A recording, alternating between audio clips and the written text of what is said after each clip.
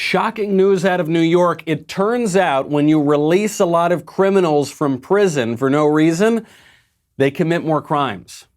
This is the unbelievable new conclusion that the geniuses at the New York City government have discovered.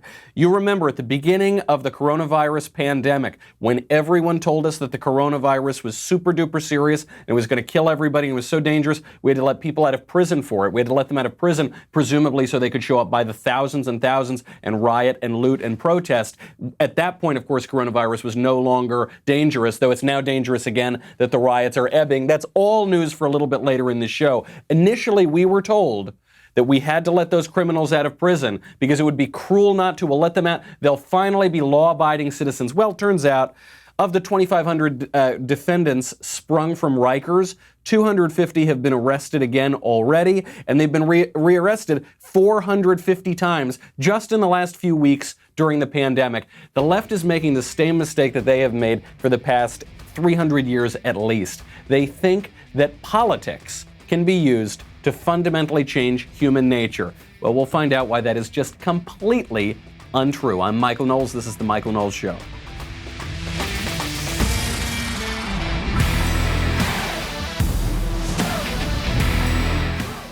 All right, lot to get to today. We've got to get to updates from the peaceful riots, what it means. The celebrities have to weigh in. Some pollsters have weighed in as well. Kind of surprising news for the president and for Joe Biden. Maybe, maybe not. Depends how you've been looking at this all along. We'll get to that in 1 second. First, though, I've got to ask a question of all of you.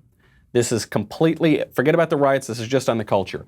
Turns out, we found out over the weekend, SpongeBob SquarePants is a homosexual. We found out that Elmer Fudd, the most famous hunter in all of cartoon history, no longer carries a gun. We found that Paw Patrol, another cartoon, is problematic because it involves cops. Which cartoon will next be destroyed by the woke mob? Please, let me know. Is it going to be Bugs Bunny? Is it going to be the Jetsons? Is it going to be the Flintstones? Is it going to be a cartoon from sooner than 50 years ago? I don't know. You let me know. Let me know in the comments section. I also have to give a shout out to Chappie the Third, who commented on our show, I guess on Thursday, and was kind of reacting to some of these woke liberals. And he said, I'm 15. And compared to these lib idiots protesting, I feel like an absolute alpha male. You do. In the land of the blind, the one-eyed man is king. And the liberal protests haven't gotten any better over the past few days. We were told, oh, it's fine, it's ending, don't worry about it. We're giving these peaceful, wonderful rioters space to breathe and to express themselves. And it turns out they're still expressing themselves, and they're expressing themselves by breaking things and stealing things and shaking cop cars. Here's just a little update. Take a listen from the peaceful riots. You can hear people screaming. Someone throws a giant metal trash can at a cop car. Then, okay, the light goes on the cop car. Well, still throwing stuff. There are at least hundreds of people around it. And so what's the cop do? Does the cop arrest them? No, they're still throwing stuff at the cop car. And the cop is caught in this impossible position. One, he doesn't have any backup, so they'd probably rip him to shreds if he got out of the car. But two, even if he did use force, the woke mob would tear him apart and tell him that it was unjust. So the cops just leave and the mobs run the streets. Only one conclusion from this. We need overwhelming force to put down the riots. We need the police departments to use overwhelming force to put down the riots. We need the civil government to back up the police departments in using overwhelming force to put down the riots. And if the local governments won't do it and the state governments won't do it, the federal government needs to come in. We need to fund the police, okay? You've heard other F words about the police. We need to fund the police, okay? And we need to state simple truths as well. Here's one very simple truth. The police are a force for good. Period. Full stop. That's it. I know that's controversial these days. It is insane that that is controversial these days. The police are a force for good, and the police, when they're doing their jobs, must use force. Now we're being told that the police should not use force. The entire job of the police is to use force. You cannot have law enforcement without force. It's right there in the middle of the word. That's the job. A lot of confusion arises from the left getting something totally backwards here. The traditional view of law enforcement is that law enforcement exists because crime exists. That's why you always need law enforcement. Even when civil disorder kind of falls apart, you still have groups at least acting as the police because you need to enforce the law. You need to enforce order. Okay? That's the traditional view. But the leftist view is backwards. The leftist view says that crime only exists because law enforcement exists. That's what we're hearing from Black Lives Matter. We're hearing because our neighborhoods are over-policed, that's why crime exists. But if you just took the police out of the neighborhoods, then the crime wouldn't exist. This fundamental misunderstanding explains why rioters torched a Wendy's in Atlanta on Saturday night. We'll get to that in 1 second. First, though, I got to thank our friends over at Wise Foods. You know our friends Wise Foods. They've now renamed themselves Ready Wise. You got to be ready because having enough food to last you in the event of a real food emergency is kind of like having insurance, right? You don't need it until you realize you need it, and it can save you and your loved ones. And looking around society these days seems like it's about time to stock up. So you've known Wise Company for years. They've changed their name to Ready Wise. Same unbelievable product. It is a better time than ever to be prepared with long-term nutritional food options, and Ready Wise has many options like emergency meals, freeze-dried fruits and vegetables for convenient on-the-go nutrition, new adventure meals for hiking, camping, other outdoor activities. Ready Wise meals, they're easy to prepare. That's the first thing I like about them. You just add water. They've got a long shelf life, very long shelf life, so that's another great thing. And then my favorite part probably is it tastes good. It's actually high-quality food. Go check it out. This week, my listeners can get free shipping at ReadyWise.com when entering Knowles at checkout or by calling 855-453-2945.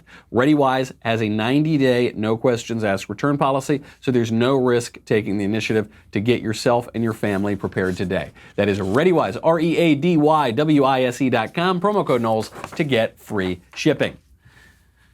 This misunderstanding of the left, which thinks that crime exists because there's law enforcement rather than the other way around, that's why they burned down a Wendy's on Saturday night in Atlanta. So you probably saw the scenes. There was this fire engulfed a whole Wendy's in the middle of Atlanta on Saturday. Why did they do it?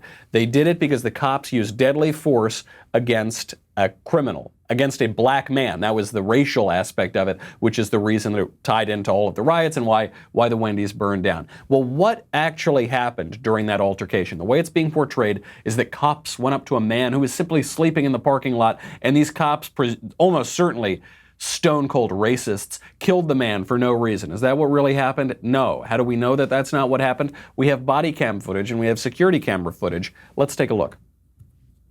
Oh, I think you've had too much to drink to be driving, so put your hands behind your back for me. Here, put your hands behind your back. Okay, and there the guy, he breaks out. He's got two cops on him trying to arrest him, and this guy, apparently pretty strong, busts out. It's already pretty clear he's drunk or on drugs.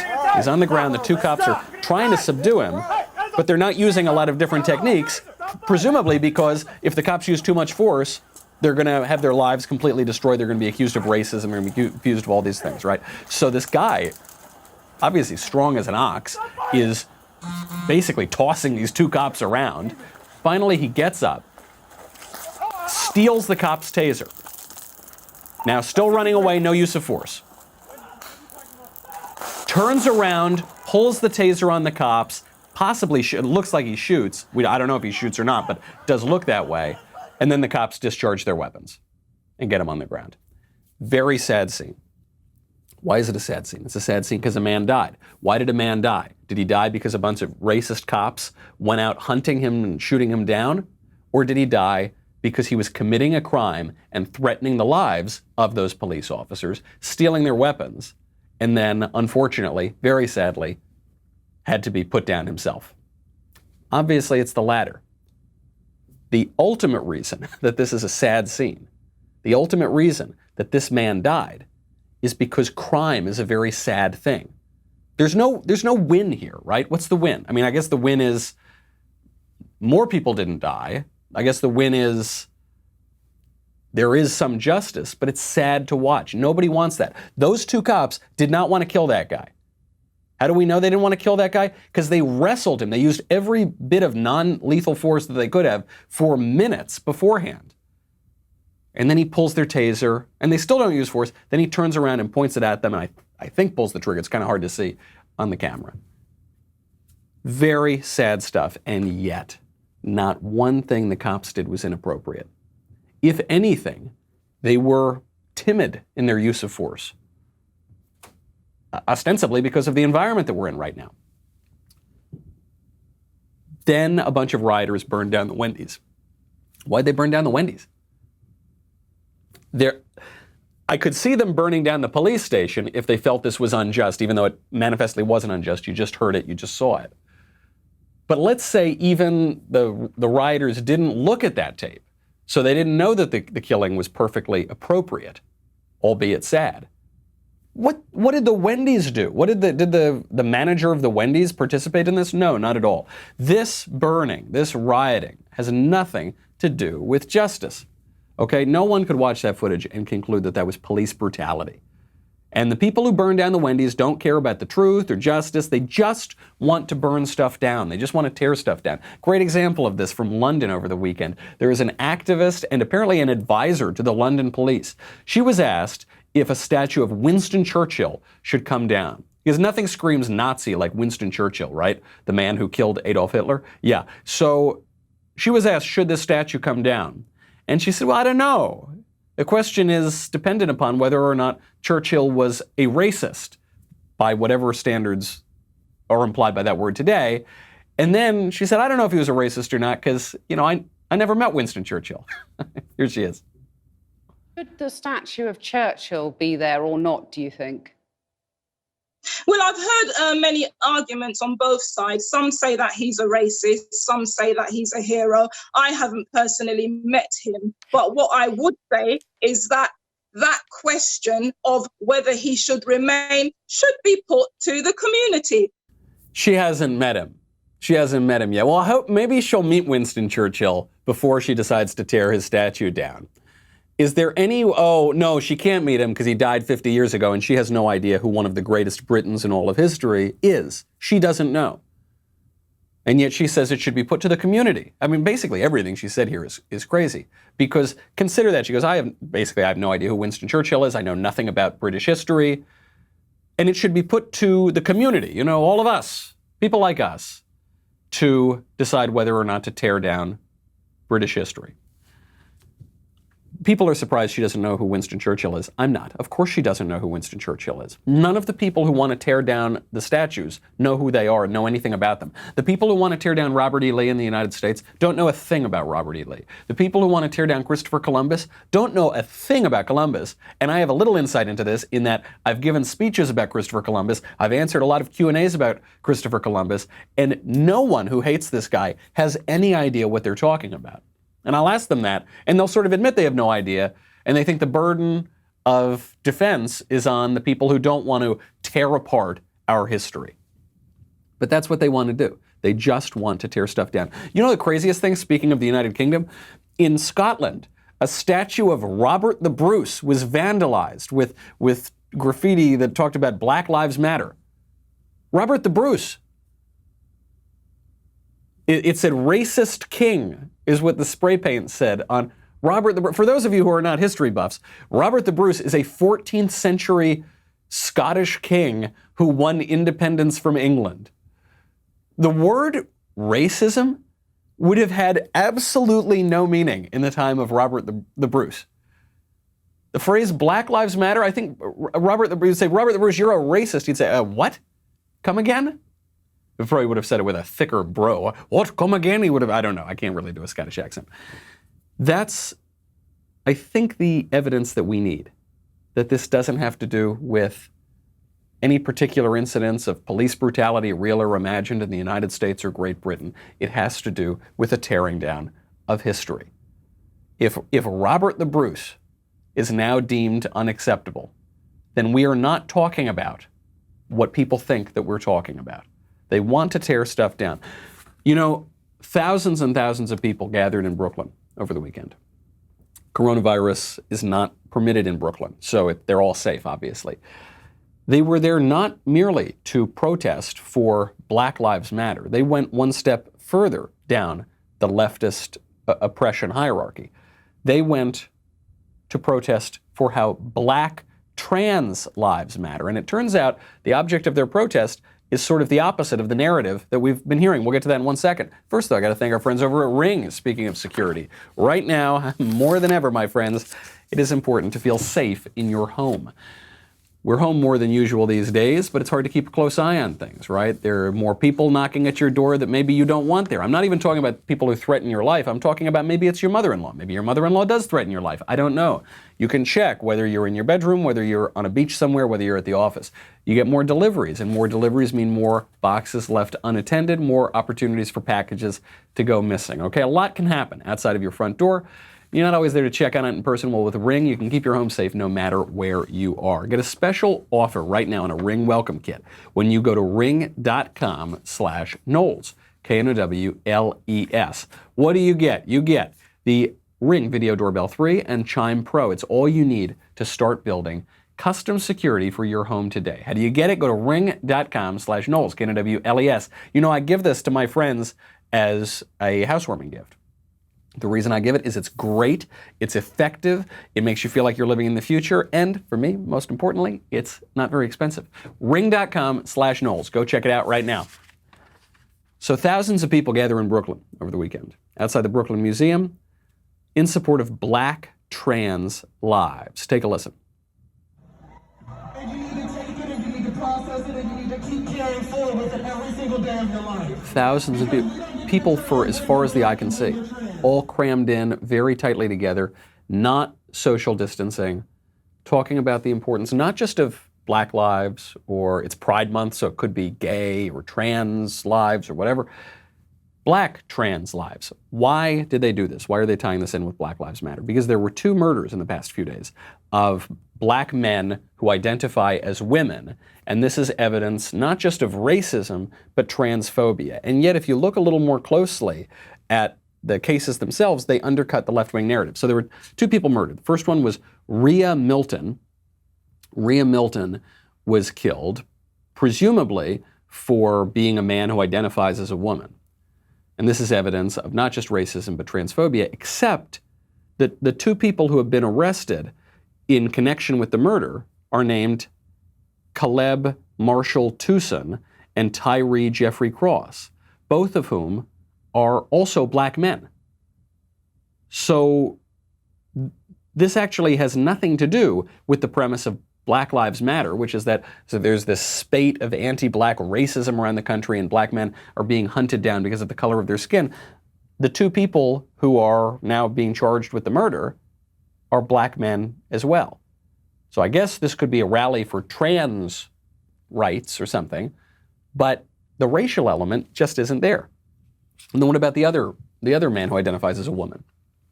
Dominique Remy Fells. This happened in Philly. They don't know who the killer is yet, but the Philadelphia Police Department is investigating. But we've been just told that the police department are the villains. They're the enemy. So we can't trust them to investigate, and yet they're the only people doing any investigations. This march or this protest in Brooklyn was probably the biggest event that we've seen in a week or two in terms of a protest or even a riot or looting or whatever. It was the biggest demonstration. And yet the 2 central features of it, the racial element and the anti-cop element, don't make any sense. They're completely contradicted by the facts of what they're demonstrating themselves. And this raises this question that a lot of conservatives have been asking, and some moderates and nice people all around. Should we indulge the premises of Black Lives Matter, which the proponents of Black Lives Matter are presenting this as just simply meaning that Black lives matter, and if you're pro-Black, then you support it, and if you're anti-Black and you're a bigot, then you oppose it.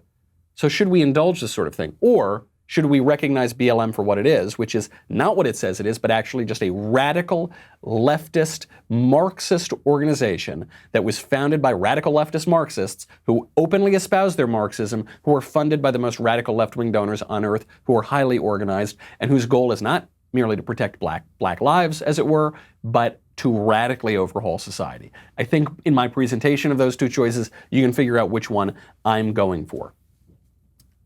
It would seem pretty clear that this is a radical group. We'll get back to this question of, do you indulge it, do you not indulge it? Just consider the different kinds of treatment. So thousands and thousands of people gather in Brooklyn. Totally fine. They're all packed in really tight, no big deal. Meanwhile, President Trump decides he's going to reopen his rallies. So he says, hey, I'm going to have a new rally, coming up in the next few days. The media furious. This is the headline from NBC News. Extraordinarily dangerous. Trump rally draws grave concerns from top health officials. Now, 1 hour before NBC News tweeted this out, they tweeted out a generally approving tweet about the Brooklyn demonstrations. Thousands gather in Brooklyn. For trans lives, supporting a good cause. Then 1 hour later, Trump rally draws grave concerns from top health officials. No, it doesn't. It draws grave concerns from leftist politicians and their hacks in the scientific establishment and the media establishment. Trump should absolutely hold his rally. They've lost their credibility at this point, the left and the media. They can't do it. They turn coronavirus on and off completely at whim, willy-nilly. They've turned it on and off probably 3 times in the last week. No more. I'm sorry. We can't believe what they say. I wish we could believe what they say, but we can't. They've proven themselves to be liars, and so I guess we're on our own. Trump should definitely go ahead with the rally. There is a problem, though. There's something I've got to ding the president for. I think he's undercutting his own argument. So Trump initially was going to hold this rally in Tulsa, Oklahoma on Juneteenth. For those of you not familiar with Juneteenth, that's June 19th. It's the day that slaves were liberated in Texas. Trump is going to hold the rally that day. Then he decides, no, there's an outcry. You can't hold the rally in Juneteenth, and you can't hold it in Tulsa, where there have been racial tensions before. You got to move the day. I was hoping Trump would stand firm, saying, no way am I moving the day. But he moved it. He tweeted out, quote, we had previously scheduled our MAGA rally in Tulsa, Oklahoma for June 19th, a big deal. Unfortunately, however, this would fall on the Juneteenth holiday. Many of my African-American friends and supporters have reached out to suggest that we consider changing the date out of respect for this holiday and in observance of this important occasion and all that it represents. I've therefore decided to move our rally to Saturday, June 20th in order to honor their requests. We've already had ticket requests in excess of 200,000 people. I look forward to seeing everyone in Oklahoma. It's weak sauce, man. I love the president. I'm a big supporter. This was a very bad decision to move the date. Not just a little bad, very bad. Why? Juneteenth is the day that the Republican Party freed the slaves in Texas. Okay, the party that the president now represents. President Trump has made helping out the black community a big part of his presidential administration, right? Lowest African-American unemployment ever. And he's touted those kinds of statistics. Actually, he passed criminal justice reform, meaning letting people out of prison, in large part to show that he cares about the black community. I thought that messaging was misguided, but that was the point at least. And now he's saying, no, I can't possibly hold a rally on Juneteenth. He's giving the left the premise. He's saying to the left initially says, Trump, you can't hold a rally because you're a racist and you hate black people, and it's disrespectful for you to hold a rally on a day that celebrates freeing the slaves. And he said, yeah, I guess you're right. They're not right. Their premise is wrong. If anybody should hold a rally on Juneteenth, it should be the Republican president. There's no evidence that he's a bigot at all. There's a lot of evidence to the contrary. And yet he gave them their argument. I get it. There's a lot of pressure on him. I can't even imagine the pressure that the president's facing right now, but you can't give in. You can't give in one little bit. That's the point. You can't give in one little bit on the police. You can't give in one little bit on the funding. You can't give in one little bit on the ridiculous racial narrative from the left, because when you give them just a little bit, you open the floodgates, you open the dam breaks, and you get riots and looting and racial division and discord, and we're seeing it all around us. Now, Trump is being knocked unfairly, I think, for many other things as well. So he's being knocked fairly for the Juneteenth issue. He's being knocked, and for specifically for changing the date. He's being knocked unfairly, though, for a bunch of other nonsense. And it probably gets to him after a while. President Trump was giving a speech over the weekend, and he walked down a ramp. And he walked down a ramp, I don't know, like a little bit slowly or something, and the left is having a field day. I think that one's going to flip back on them. It's going to hurt them in the long run. First, though, I have got to thank our friends over at LifeLock. Speaking of security, you know, I got to tell you something. It's a real hassle to have your identity stolen. Luckily, I've never had my identity stolen. I've come close. I've made a few mistakes. Friends of mine have had their identity stolen, and it's a disaster. Okay, while many people continue to work from home on computers and devices, we have a large-scale phishing campaign going on, all right? Microsoft right now is warning that phishing emails, which appear to be coming from the Johns Hopkins Center, are trying to trick people to open an attachment, which is disguised as a COVID-19 report, which then downloads a file that gives hackers access to your PCs. Okay, that's happening right now. It's just one example of the zillions of threats out there. LifeLock detects a wide range of identity threats like your social security number for sale on the dark web. If they detect your information has been compromised, potentially, they will send you an alert. No one can prevent all identity theft or monitor all transactions at all businesses. LifeLock can see threats that you might miss on your own. That is why you got to join right now. Save up to 25% off your first year. Go to lifelock.com/Knowles, K-N-O-W-L-E-S. That's lifelock.com/Knowles, K-N-O-W-L-E-S for 25% off. Use the guys that I trust to protect my identity. So, fair knock on Trump, total unfair knock on Trump. He's being criticized for how he walked down the ramp. Take a listen to this. So, okay, Trump he's finished his speech, and he's walking sort of fine. I mean, it's a ramp. It's not like there are stairs. He seems to be a little bit slower than normally he would walk, but obviously he doesn't want to trip and fall. The left would have a field day with that. Then he comes to the bottom, has a little step at the end, and he's looking fine. That's it. And the left is saying he looks like a doddering old idiot or something. If the left is going to try this line of attack against President Trump when their nominee is Joe Biden, that's not going to work out very well for them. I think that by comparison, as President Trump told us just a few months ago, Trump looks like a young, vibrant man. Well, I think that I just feel like a young man. I'm so young. I can't believe it. I'm the youngest person. I am a young, vibrant man. I look at Joe. I don't know about him. I don't know. He's too old.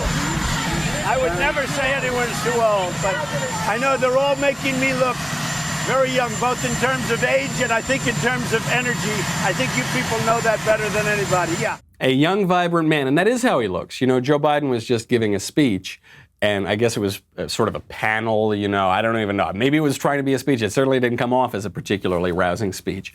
And Biden is sitting there with one of the face masks dangling off of his ear. It's not on both ears. It's not covering his mouth. It's not on the table. It's just dangling off of one of his ears while he tries to stammer his way through an English sentence. You know, the rapidly rising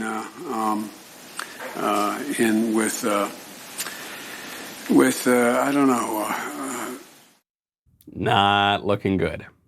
That's just a little 11-second clip. The whole speech is more or less of the same energy level and the same coherence. I'm not even going to, look, we know that Joe can't form an English sentence. I'm not even going to focus on that. I do want to focus on the mask, though, because what the mask shows us here is that the mask is not primarily a medical tool for preventing the spread of a virus. It is primarily a political symbol. Obviously, dangling from the ear, the mask is not going to do anything to prevent the spread of the virus. His nose is exposed, his mouth is exposed. So why doesn't Joe either put it all the way over his mouth or put it on the table? Because the mask doesn't really seem to do very much. At least the people wearing it like this don't think it does very much medically. But it signals to you that he's a good person. He's on the left. He's taking the virus very seriously, except when it involves racial riots. Then the virus doesn't exist anymore. It's merely a signal to people of what side of the political aisle he is on. And We've been making that point on this show for weeks now, and the left has been attacking and saying that's outrageous, that's crazy. Well, there's your evidence. There's your evidence right there. He is wearing it in such a way that it cannot possibly do the thing that he's saying it does. But he's got to have it there anyway to signal who he is. That wasn't even the craziest part of the Biden speech. Biden then went on to make a comment about the riots and protests that is outrageous on its face, and yet actually practically, Joe makes a pretty good point. He says that the effect of George Floyd's death has been greater than the effect of Martin Luther King's death. But even Dr. King's assassination did not have the worldwide impact that George Floyd's death did. Sure, ridiculous on its face. I mean, a lot of people have focused on George Floyd's criminal career, basically. You know, George Floyd was in and out of prison. He doesn't seem to have turned his life around, despite left-wingers trying to protest to the contrary. Obviously, none of that justifies George Floyd being killed unjustly, but people, even some people on the left, are pointing out and saying, you know, we shouldn't turn this man into a secular saint because that's going to be contradicted by some of the facts of his life. Okay. Compared to Martin Luther King, you know, these two guys are not on the same plane. And yet, the point that Joe Biden's making about the deaths of these two men actually might be true. The death of Martin Luther King Jr. did not cause weeks and weeks and weeks of riots and looting that were then defended by the people who were running the elite institutions, that were then being sort of granted as a premise that people should loot to express their anger. The death of Martin Luther King Jr., which was nationally traumatic, did not cause this intense radicalism that we're seeing from the death of George Floyd. And it's not even a normative observation, right? It's not even saying we should be reacting this way.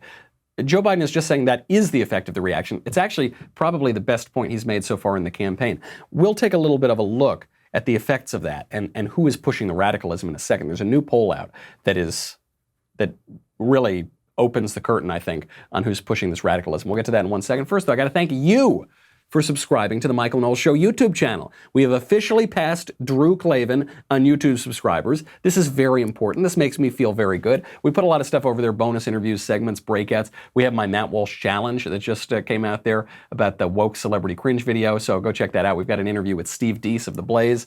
Also, right now, you know you're getting a ton of lies from the mainstream media. Sometimes you just got to go get the facts. Where are you going to get that? DailyWire.com. You can get the Reader's Pass.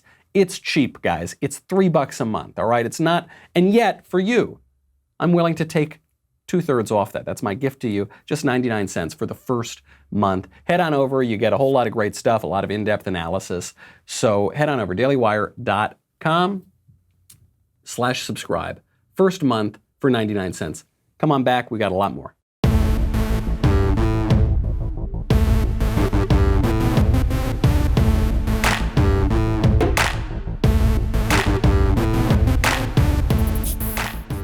Big new poll out on the radicalism we've seen in the past few weeks. This comes from Yahoo and YouGov.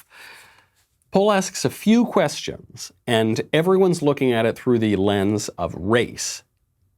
The lens of race is not, I think, the biggest finding here. So question, what's a bigger problem in America right now? Systemic racism in policing or vandalism and violence during the protests? What's the bigger problem in America? The thing that the rioters are ostensibly protesting or the rioters burning down the cities themselves? When you ask people who make less than $50,000 a year, 49% say the systemic racism in policing, 51% say the riots. So it's a slim majority, but most people say the riots are the bigger problem. If you make over $100,000 a year, many, many more people say it's the systemic policing racism that's the problem. Many, many fewer people say it's the riots, 58 to 42. The big divide here is not necessarily race. The big divide here is on income, and it's the poorer people who say the riots are the problem, and it's the richer people who say it's the systemic violence and racism. Maybe, depending on how much you listen to the mainstream media. That's the opposite of what you might expect. Next one. Do you personally have racial biases? Yes or no? Well, if you make less than $50,000 a year, 15% say yes, 73% say no. If you make over $100,000 a year, 32% say yes, more than double. And only 45% say no. So fewer than half say they don't have racial biases.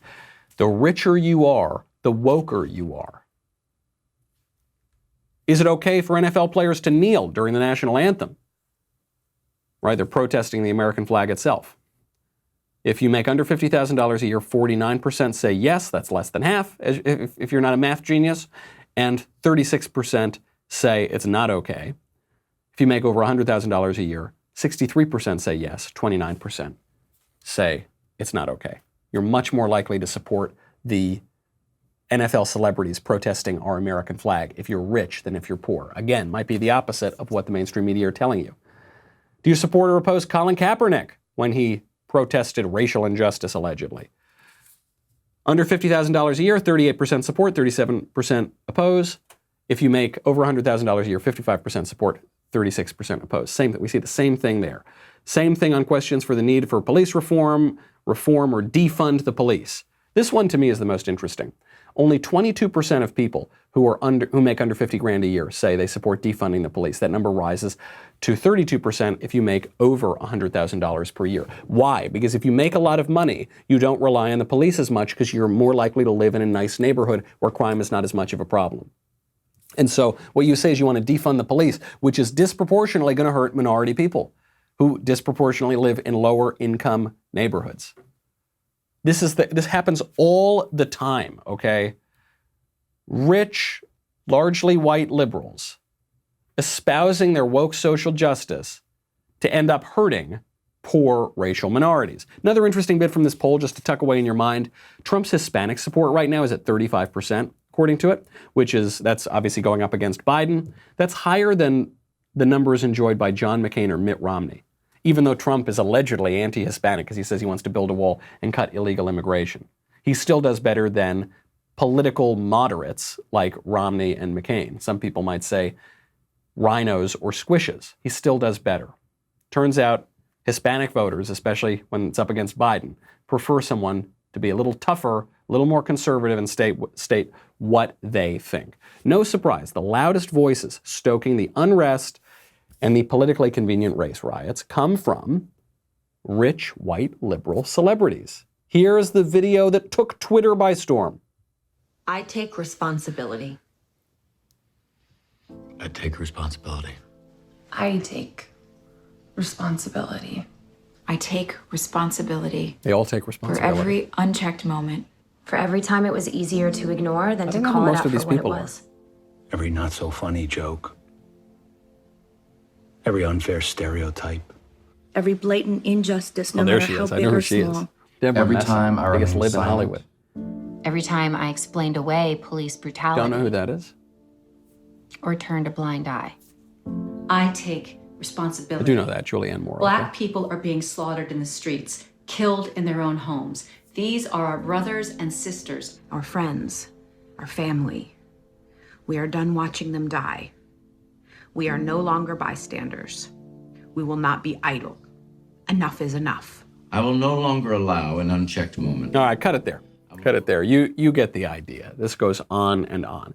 First thing that shocked me is I don't know who most of these people are, which I guess is a good thing because it means that Hollywood's stranglehold over the culture is loosening up a little bit. Next thing I noticed, Julianne Moore just completely wrong here. Black people are not being slaughtered by racist cops or broadly racist whites. It just isn't happening. You can check the statistics. Deborah Messing here, clearly just reading from a sheet of paper. She did not even memorize her sappy bit about I'm taking responsibility. Aaron Paul is a worse actor than we thought he was from Breaking Bad. I thought that guy was a very good actor, but his performance here, not so great. But the key to this whole video is that last guy who looks familiar, but I don't recognize him. Like I don't know his name. We will not allow an unchecked moment.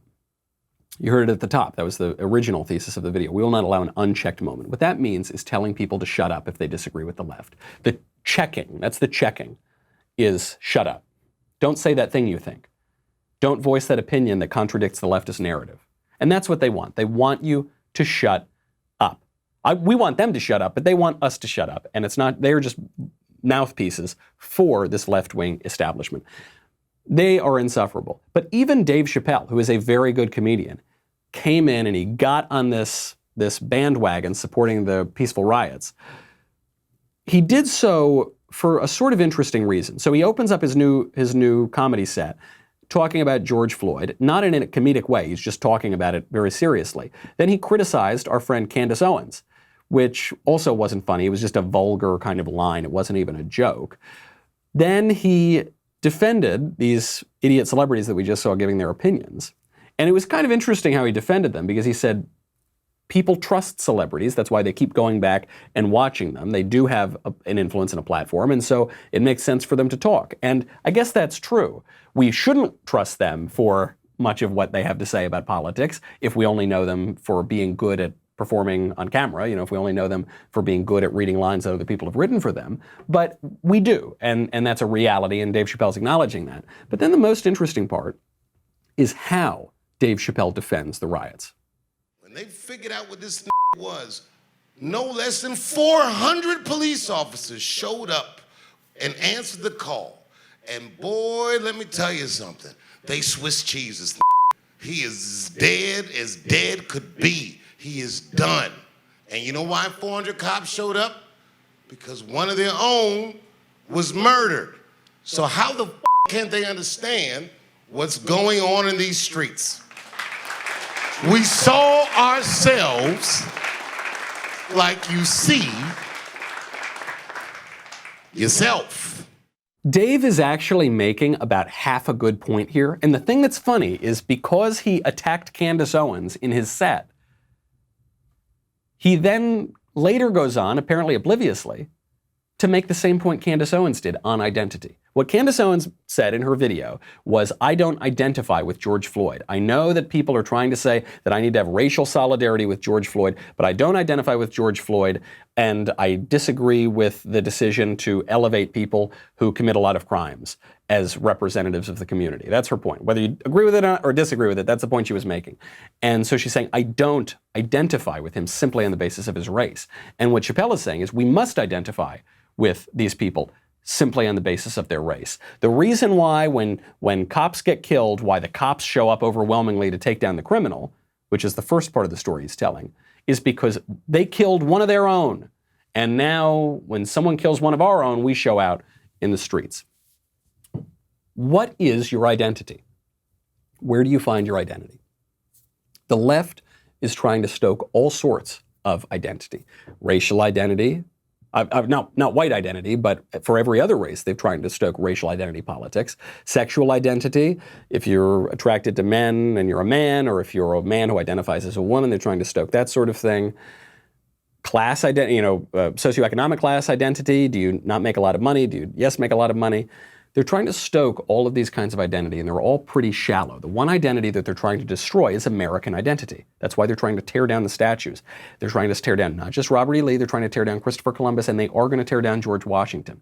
Where it hasn't happened already, it will happen soon, okay? That's the only identity that in any way can make this nation work, is if you have a strong, perhaps even primary, or at least up at the top, identity as an American, regardless of your race, regardless of your sexual preferences, whatever. That is ebbing away. I mean, they are now openly protesting the American flag, which is the symbol of that very identity, and they're stoking all of the other kinds. And even guys who are usually fairly insightful or funny, like Dave Chappelle, are agreeing with that take on it. Where is your identity going to be? That's the question, okay? Is this really a radical thing? Yes, it is. Okay, they're talking about serious destructive things. You hear defund the police, and a lot of people are trying to make sense of that. The Hill says, what does defund the police actually mean? Okay, that's their headline. What exactly does it mean to defund the police? That's from New York Magazine. Well, the New York Times comes out and actually admits it. This is from the organizer against criminalization, Mariame Kaba. What does that mean? I have no idea. Organizer against criminalization. That's a good job. I wonder how much that pays. Mr. Soros, how much does that pay? The headline, yes, we must literally abolish the police. That's what they're talking about. And when they do that, we're going to be very far gone. It's going to be very hard to put Humpty Dumpty back together again when you totally destroy law and order, when you defund the police, when you destroy your identity as an American and you smash it up into little pieces, and you've got the black piece and the black trans piece and the gay piece and the Hispanic piece and the gay, all of them, all the different little pieces. You're not going to be able to put Humpty Dumpty back together again. So we got to be very clear about what we're doing before we smash it. When we smash law enforcement, we are smashing the order of the country. And then I think that's the point of the radicals. They're pretty open about this. They want to destroy the order of the country and then put it back together again in their own way. They want to smash a lot of eggs and then make a new omelet. All right, this is the rhetoric that we've heard all the way going back to Stalin and Lenin and even before that. In the face of all of this, you have some very well-meaning people, conservatives, moderates, independents, a lot of Christians, a lot of Midwestern Christians I've noticed, asking, is it a good idea to just give in a little bit, to kneel? I had this discussion with a friend of mine last night, because some churches resumed over the weekend, and a lot of them are buying the BLM radical line. And they're saying, look, it's actually an example of Christ-like humility to get down and kneel to this political ideology. You saw those videos of the secular liturgy of random white liberals just kneeling down on the street and begging forgiveness of random black people. The random white person didn't do anything to the random black person, but they're still kneeling down in this liturgy. Is there an evidence of Christ-like humility here, right? Christ turns the other cheek, right? Christ washes people's feet. Christ says, love your persecutors, right? Christ says all these sorts of things. Take the worst seat at the table. Right? I think that's why a lot of nice, well-meaning conservative Christians in the Midwest are buying into this stuff. On the other hand, it's very un-Christ-like to acquiesce to evil. And Marxism is evil. And Black Lives Matter, or forget Black Lives Matter, whatever the next Marxist front group is going to be, is evil too, okay? They're pushing very evil things. We went through the About Us section the other day on the show. Is Black Lives Matter about Black Lives Mattering? No. According to their own website, it's about destroying the, quote, Western prescribed nuclear family. It's about creating a bunch of comrades. It's about pushing the same explicitly Marxist revolutionary values that we've seen for hundreds of years. And the point of those values is not to reform things a little bit. It's to utterly destroy them. It's not to, change a little something about our understanding of a statue. It's to rip down the statue. It's not to reform the police just a little bit. It's to abolish the police. Believe them when they tell you that. Believe Black Lives Matter when the website tells you that. Believe the New York Times when they tell you that, okay? There is nothing humble or Christ-like or wonderful about acquiescing to evil, about acquiescing to anarchists and looters and rioters and violent people taking over the country and ripping apart the greatest civilization in the history of the world. Ironically, the only civilization in the history of the world that ever came to oppose racism, right? But that's not the point. The race issue isn't the point. It's about totally undermining the society.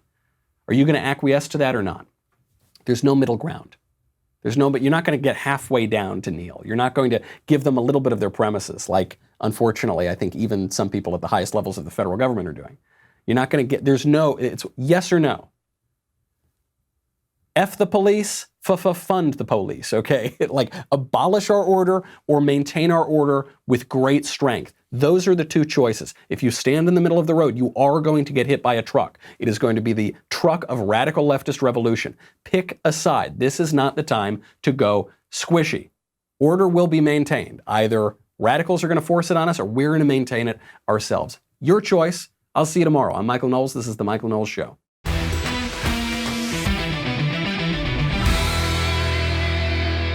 The Michael Knowles Show is produced by Ben Davies. Executive producer, Jeremy Boring.